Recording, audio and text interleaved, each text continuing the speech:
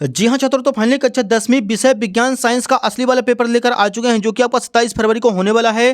तो प्यारे बच्चों, आपको बिल्कुल भी टेंशन नहीं लेना है। यदि आप इस क्वेश्चन पेपर को पूरा सॉल्व कर लेते तो 100% बच्चों गारंटी के साथ आपके इस बार साइंस में 75 में 75 नंबर आने वाले हैं। आपका एक भी नंबर कहीं पास करने वाला नहीं है। आप इस बार अपनी कक्षा में टॉप करने वाले हैं, 100% बच्चों गारंटी है इसकी। तो चलिए बच्चों, बिना टाइम वेस्ट किए आप देख लीजिए पेपर का फ्रंट पेज आपका कुछ इस टाइप का होने वाला है बच्चों। और जो क्वेश्चन है डियर, इसके अगले पेज से दिए गए हैं। यहाँ पे देखिए बच्चों, सबसे पहले दिए गए हमारे सामने प्रश्न एक, सही विकल्प चुनकर लिखिए। पहला क्वेश्चन इसका, लोहे के फ्राइंग पैन को जंग से बचाने के लिए निम्नलिखित में से कौन सी विधि अधिक उपयुक्त है? इसका आंसर करेंगे ऑप्शन नंबर सी, जिंक की परत चढ़ाकर। दूसरा नंबर देखिए, ब्यूटेनॉन चतुर कार्बन यौगिक है जिसका पर्यायक्रमात्मक समूह है। इसका आंसर हो जाएगा ऑप्शन नंबर सी, कीटोन होता है। तीसरा नंबर बच्चों, पायरुवेट के विखंडन से यह कार्बन डाइऑक्साइड जल तथा ऊर्जा देता है और यह क्रिया होती है, ऑप्शन नंबर बी हो जाएगा माइटोकॉन्ड्रिया में। चौथा क्वेश्चन है, दो तंत्रिका कोशिका के मध्य खाली स्थान को कहते हैं, ऑप्शन नंबर बी हो जाएगा सिनेप्स कहते हैं। पांचवा प्रश्न है बच्चों, Fe2O3 + 2Al tense to Al2O3 + Fe। ऊपर दी गई अभिक्रिया किस प्रकार की है? ऑप्शन नंबर डी हो जाएगा विस्थापन अभिक्रिया। लास्ट क्वेश्चन नंबर छठवां है, अपच का उपचार करने के लिए निम्नलिखित में से कौन सी अधिक औषधि उपयोगी होती है? इसका आंसर करेंगे ऑप्शन नंबर सी, एंटासिड। तो बच्चों यहाँ पे क्वेश्चन नंबर जो फर्स्ट था वो पूरे उसके कंप्लीट हो चुके हैं। क्वेश्चन नंबर सेकंड के लिए बच्चों मूव करते हैं नेक्स्ट पेज पर। यहाँ पे देखिए पहले बच्चों क्वेश्चन नंबर दूसरा है, रिक्त स्थान भरिए। पहला क्वेश्चन देखिए इसका, लघु पतन के समय परिपथ में विद्युत धारा का मान बढ़ जाता है। दूसरा नंबर है, हमारे द्वारा उत्पादित कचरे का निपटान एक गंभीर पर्यावरणीय समस्या है। तीसरा नंबर है, सामान्य दृष्टि के लिए वयस्क के स्पष्ट दृष्टि की न्यूनतम दूरी 25 सेंटीमीटर होती है। चौथा नंबर है, प्रकाश के प्रकीर्णन के कारण आकाश का रंग नीला दिखाई देता है। पांचवा प्रश्न है, विद्युत शक्ति का SI मात्रक वाट होता है। छठवां क्वेश्चन है, विभवांतर की माप एक यंत्र द्वारा की जाती है जिसे वोल्ट मीटर कहते हैं। तो बच्चों यहाँ पे क्वेश्चन नंबर सेकंड भी अपना पूरा कंप्लीट हो चुका है। क्वेश्चन नंबर थर्ड के लिए नेक्स्ट पेज पर चलते हैं। पहला है, सत्य कथन लिखिए। फर्स्ट नंबर करते हैं इसका, वे पदार्थ जो जैविक प्रक्रम द्वारा अपघटित हो जाते हैं अजैव निम्नीकरण कहलाते हैं। इसका आंसर करना है असत्य। दूसरा है, DNA का पूरा नाम डीऑक्सीराइबोस न्यूक्लिक अम्ल होता है। इसका आंसर करना है सत्य। तीसरा है, हाइड्रा को कई टुकड़ों में काट दिया जाए तथा प्रत्येक टुकड़ा पूर्ण होकर एक जीव का निर्माण करता है, इसे पुनरुत्थ भवन कहते हैं। इसका आंसर करेंगे सत्य। चौथा है, ऊष्माक्षेपी रासायनिक अभिक्रिया में ऊष्मा का अवशोषण होता है। इसका आंसर करेंगे असत्य। पांचवा है, दो चुंबकीय क्षेत्ररेखाएं एक दूसरे को प्रतिच्छेद करती हैं। इसका आंसर करेंगे असत्य। छठवां है, क्लोरोफ्लोरोकार्बन का उपयोग अग्निशमन के रूप में किया जाता है। इसका आंसर हो जाएगा सत्य। तो बच्चों यहाँ पे जो प्रश्न 3 था वो भी अपना पूरा का पूरा कंप्लीट हो चुका है। क्वेश्चन नंबर 4 के लिए चलते हैं अगले पेज पर। यहाँ पे देखिए पहले बच्चों क्वेश्चन नंबर 4 है, सही जोड़ी मिलाइए।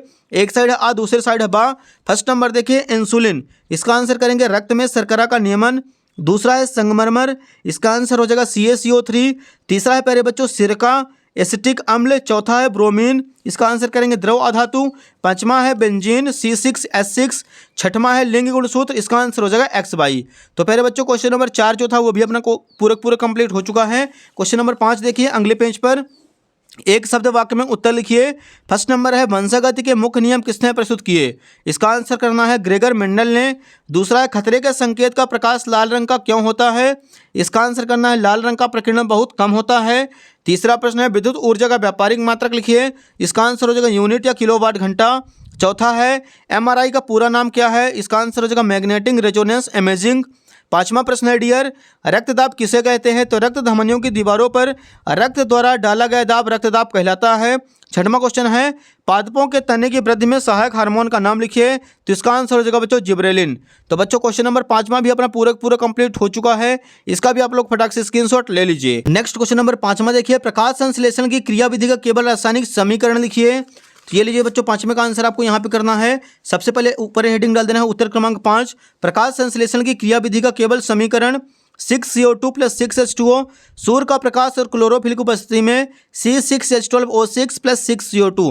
बच्चों आपको अच्छे से ये वाला अच्छे तरीके से याद कर लेना है, क्योंकि बच्चों आपको 2023 में भी आया था पेपर में और 24 में भी आया है। मतलब इस साल आपके एग्जाम में निश्चित आने वाला ये वाला प्रश्न है। अगला देखिए 6वां नंबर है, पुनरुत्थ भवन को परिभाषित कीजिए। ये रहा बच्चों 6वें का आंसर। पुनरुत्थ भवन शरीर के नवनिर्माण की वह शक्ति जिसके अंतर्गत शरीर के टूट जाने पर उसकी मरम्मत हो जाती है और प्रत्येक टुकड़ा पूर्ण होकर एक नया जीव बनाता है, पुनरुत्थ भवन या पुनर्जनन कहलाता है। अगला क्वेश्चन देखिए, क्वेश्चन नंबर 7वां है प्यारे बच्चों हमारे सामने, मनुष्य में गुणसूत्रों की संख्या कितनी होती है, महिला एवं पुरुष में गुणसूत्रों की संख्या में क्या अंतर है। ये रहा बच्चों 7वें का आंसर, आपको यहाँ पे फटाफट तैयार करना है। मनुष्य में गुणसूत्रों की संख्या 23 जोड़ी होती है, महिला एवं पुरुष में 22 जोड़े गुणसूत्र तो समान होते हैं, लेकिन 23वां जोड़ा गुणसूत्र लिंग गुणसूत्र होता है, जो महिला में XX एवं पुरुष में XY होता है। क्वेश्चन नंबर 8वें के लिए बच्चों मूव करते हैं नेक्स्ट पेज पर। यहाँ पे देखिए बच्चों क्वेश्चन नंबर 8 है हमारे सामने, दो उत्तल लेंस किसे कहते हैं। ये रहा बच्चों 8वें का आंसर लिखना है, वह प्रकाशिक लेंस जिसके दोनों तल उत्तल हों दो उत्तल लेंस कहलाता है। क्वेश्चन नंबर 8वां भी कंप्लीट हो चुका है। अगला देखिए बच्चों क्वेश्चन नंबर 9वां, जब कोई प्रकाश किरण सघन माध्यम से विरल माध्यम में जाती है तब क्या होता है। ये रहा बच्चों, इसका हम आपको आंसर दिखाने वाले हैं। 9वें का आंसर देखिए फटाफट, जब कोई प्रकाश किरण सघन माध्यम से विरल माध्यम में जाती है तो अब अपवर्तन के बाद वह प्रकाश किरण अविलंब से दूर हट जाती है। ये हो जाएगा प्यारे बच्चों क्वेश्चन नंबर 9 का आंसर। अगला देखिए डियर, क्वेश्चन नंबर 10 है हमारे सामने, विद्युत धारा किसे कहते हैं, परिभाषित कीजिए, इसका सही मात्रक लिखिए। ये रहा बच्चों 10वें का आंसर, किसी चालक के किसी परिच्छेद से आवेश प्रवाह की दर को विद्युत धारा कहते हैं, इसका सही मात्रक एम्पियर और इसका संकेत ए होता है। क्वेश्चन नंबर 10वां भी हुआ कंप्लीट। क्वेश्चन नंबर 11 देखिए, विद्युत चुम्बकीय प्रेरण को परिभाषित कीजिए। ये रहा बच्चों उत्तर क्रमांक 11 का आंसर, आपको फटाफट तैयार करना है। जब कभी तार के एक बंद लूप और एक चुंबक के बीच अपेक्षिक गति होती है तो उस बंद लूप में विद्युत धारा बहने लगती है, इस धारा को प्रेरित धारा तथा इस परिघटना को विद्युत चुम्बकीय प्रेरण कहते हैं। ये हो जाएगा क्वेश्चन नंबर 11। क्वेश्चन नंबर 12, दो चुंबकीय क्षेत्ररेखाएं एक दूसरे को प्रतिच्छेद क्यों नहीं करती हैं। ये लीजिए बच्चों, आपको 12 का आंसर दिखाने वाले हैं।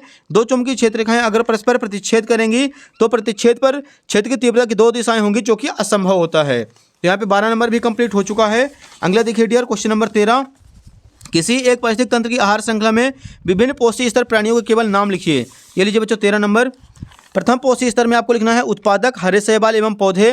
द्वितीय पोषी स्तर में शाकाहारी उपभोक्ता, बकरी, चूहा आदि।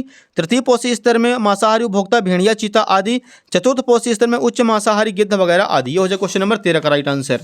अगला देखिए बच्चों क्वेश्चन नंबर 14 है, संचारण किसे कहते हैं, उदाहरण सहित समझाइए। यहाँ पर लिखना बच्चों उत्तर क्रमांक 14 का आंसर, जब लोहे या लोहे जैसे पदार्थों से बनी वस्तुएं अपने आसपास अम्ल, आर्द्रता आदि के संपर्क में आती हैं तब ये संचारित हो जाते हैं, इस प्रक्रिया को संचारण कहते हैं। उदाहरण लोहे पर जंग लगना।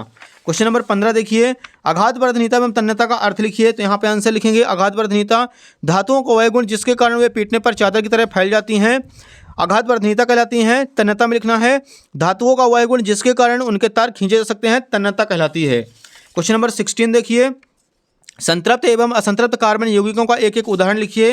ये लीजिए बच्चों 16 का आंसर, संतृप्त कार्बन यौगिक का एथेन C2H6, असंतृप्त कार्बन यौगिक का एथीन C2H4। क्वेश्चन नंबर 17, वर्ण विक्षेपण किसे कहते हैं, चित्र द्वारा समझाइए। ये रहा बच्चों 17 का आंसर, वर्ण विक्षेपण, जब कोई प्रकाश किरण किसी प्रिज्म में से होकर गुजरती है तो वह अपने 7 अवयवी रंगों में व्यक्त हो जाती है, इस परिघटना को वर्ण विक्षेपण कहते हैं। इसका डायग्राम आप पूरा का पूरा देख लीजिए। क्वेश्चन नंबर 18 देखिए, अपक्षेपण किसे कहते हैं, एक उदाहरण लिखिए। ये रहा बच्चों 18 का आंसर लिखना है, जब दो अभिकारक क्रियाकारक विलयन आपस में अभिक्रिया करके अभिलेय ठोस उत्पाद बनाते हैं तो उस विलयन में ठोस अपक्षेपित हो जाते हैं, इस क्रिया को अपक्षेपण कहते हैं। उदाहरण के लिए AgNO3 + NaCl, AgCl + NaNO3। ये हो जाएगा क्वेश्चन नंबर 18। क्वेश्चन नंबर 19 के लिए चलते हैं बच्चों अगले पेज पर। यहाँ पे देखिए बच्चों क्वेश्चन नंबर 19 हमारे सामने, मानव मस्तिष्क कोई 3 कार्य लिखिए। ये रहा बच्चों क्वेश्चन नंबर 19 का राइट आंसर। मानव मस्तिष्क के प्रमुख 3 कार्य निम्न हैं। पहला हो जाएगा विभिन्न ज्ञानेंद्रियों के कार्यों का समन्वय एवं नियंत्रण रखना।